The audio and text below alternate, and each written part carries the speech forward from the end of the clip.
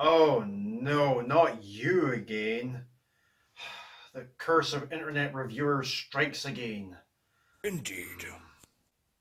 Oh, hello everyone. I'm Movie Man, You forgot to say, bitch. saving you from terrible movies one film at a time. I thought I'd look at the three Nightmare on Elm Street sequels, the bad ones. We did four, now we're on to five, The Dream Child. And unfortunately, something's come up.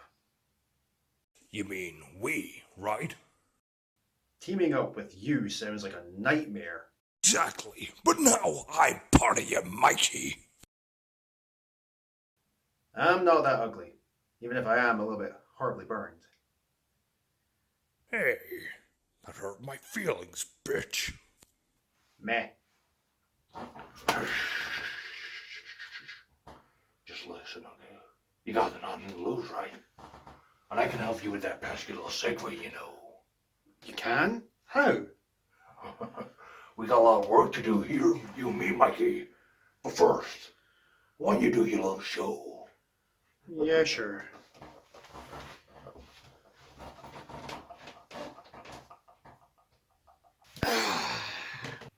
The fifth installment of the popular franchise focuses on Alice, played by Lisa Wilcox, a survivor of the fourth installment who believes Freddy Krueger, played by Robert Englund, has been eliminated for good. She optimistically hopes to start a new life with fellow survivor Dan, played by Danny Hassel. The nightmares begin soon enough, though, and Alice learns that she is pregnant. When her friends start dying, Alice suspects that Freddy is using the fetus within her as a weapon. Can she fight the demon while protecting her unborn child? A Nightmare on Elm Street 4 was the highest grossing Nightmare on Elm Street film until Freddy vs. Jason was released in 2003. It is currently the third highest grossing film in the Nightmare on Elm Street franchise, but the same can't be said for this one. The film's main titles omit the number 5, which was used in all the promotional material, television ads, trailers, and merchandise, simply showing the title, A Nightmare on Elm Street, The Dream Child. It seems as if they were embarrassed that there were so many of these films already. And the film's general tone is much darker, and the dream sequences are more gothic than the previous films of the series.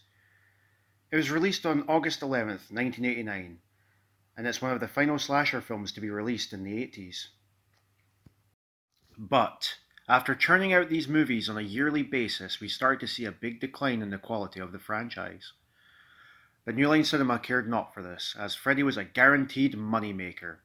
This resulted in this movie, The Dream Child. It offered a visual spectacle that the others could only hope to accomplish, but it sacrificed its story's logic to do so.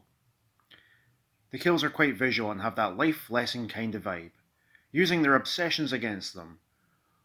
One of them having a fear of eating used against her, as she is force fed until she dies. Meanwhile, the other is sucked into a comic book world where he is made of paper and is shredded by a superhero version of Freddy. I'm wondering. Go ahead, Mikey. Try it on for size. What the heck is this thing? Kill for me.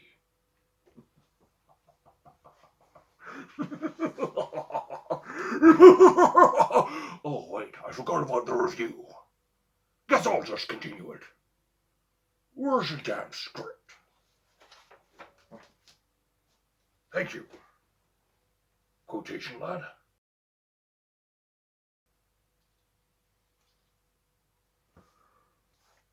How can Freddy be back, you ask?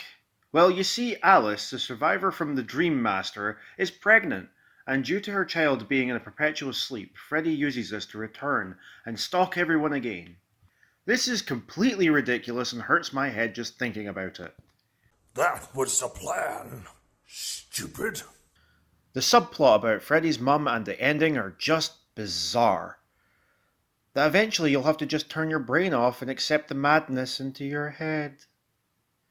Also, several scenes were removed from the film's final cut or shortened. As a result, there are a number of minor continuity errors. This was in part due to the MPAA, as the film would have gained an X rating which would have impacted the film substantially. An unrated version of the film, which contained longer, more graphic death scenes, was originally released on VHS and Laserdisc formats. Does anyone remember Laserdisc? No? Okay. At the moment, New Line Cinema has yet to release an uncut version of the film. Although the scenes have been found in the documentary Never Sleep Again, The Elm Street Legacy. Even the director, Stephen Hopkins, has expressed disappointment with the final product, saying, "It was a rushed schedule without a reasonable budget, and after I finished it, New Line and the MPAA came in and cut the guts out of it completely. What started off as an okay film with a few good bits turned into a total embarrassment. I can't even watch it anymore." A Nightmare on Elm Street 5, The Dream Child, received mostly negative reviews from critics. Well, no duh. Rotten Tomatoes gave it a 32% rating, and it's been called a poorly constructed special effects showcase with highly variable acting. And I really have to agree with this. The soundtrack wasn't saved from this either. Bruce Dickinson, lead singer of the heavy metal band Iron Maiden, wrote and performed the song Bring Your Daughter to the Slaughter for the film.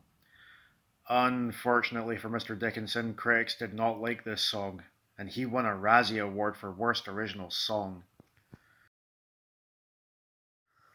In fairness, The Dream Child does have one thing going for it. It looks fantastic.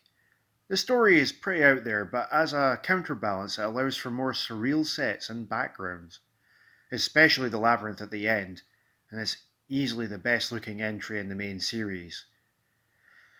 Unfortunately for old Fred, he's not out of the woods yet, as I'll be tackling his worst movie yet.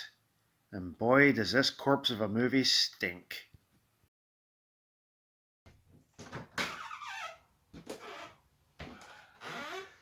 Where are you, movie man?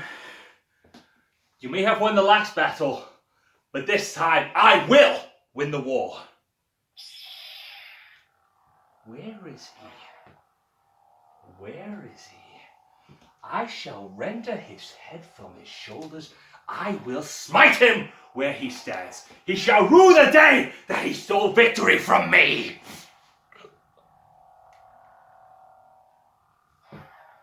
The sun will come out tomorrow. At your brother. I'm coming, Elizabeth.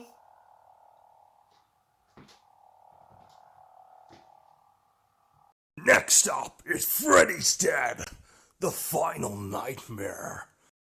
The review. Children beware. You're in for a scare. Do do do do do do.